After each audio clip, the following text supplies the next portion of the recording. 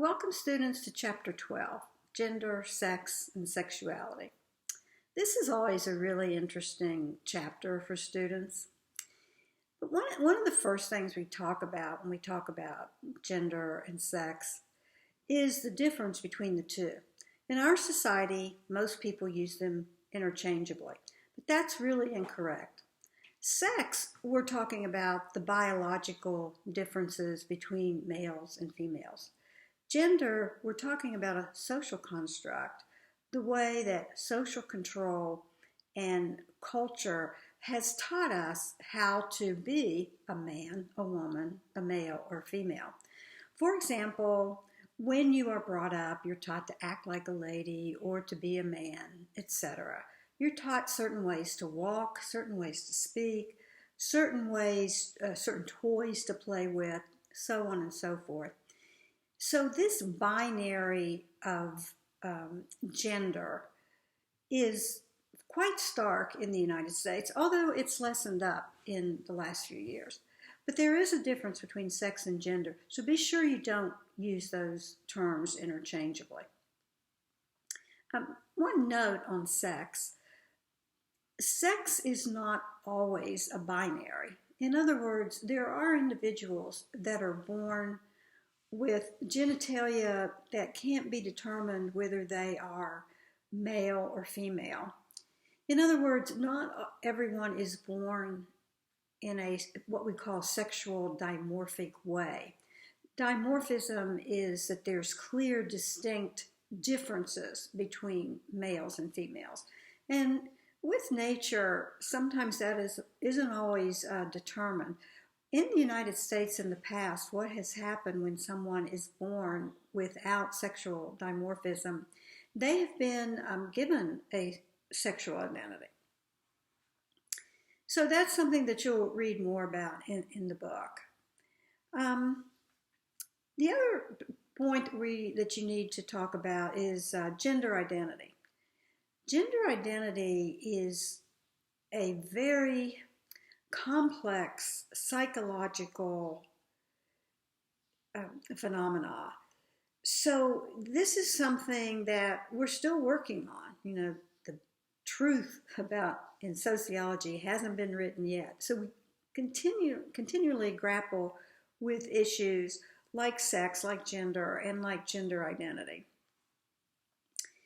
The other point that we'll be looking at in this chapter is the meanings of transgender, transsexual, homosexual, and other identities that people have. And then you're going to be looking at issues of homophobia and heterosexism in society. So we're all pretty familiar with homophobia. That's come out in the general lexicon over the last 10 years. But heterosexism is a term that not a lot of people are familiar with. But what heterosexism is, and you can look at this term in your book for a more formal meaning, but heterosexism is when you have a preference for, or I shouldn't say you, I should say the culture has a preference for couples that are heterosexual as opposed to homosexuals. That means that homosexuals are kind of put off to the side, considered maybe deviant, whereas heterosexism is considered the norm.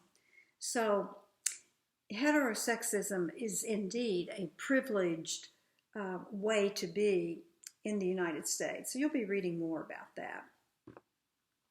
Some other things you'll be learning about are how American children are socialized to what we call do gender in American society.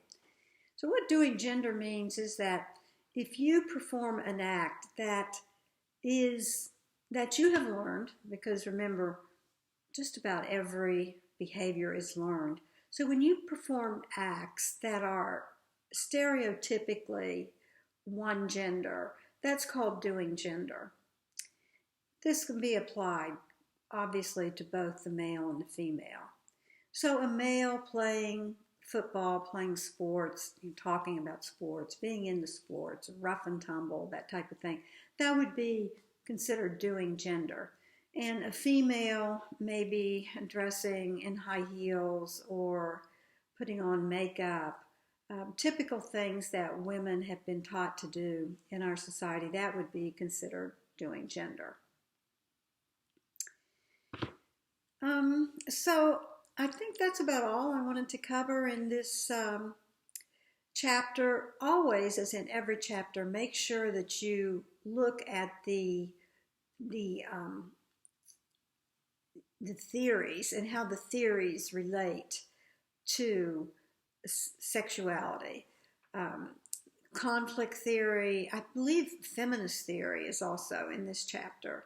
So you'll have those two in addition to symbolic interactionism and structural functionalism. So know how those four theories relate to sex, sexuality, and especially sexual inequality in the United States and in other societies too.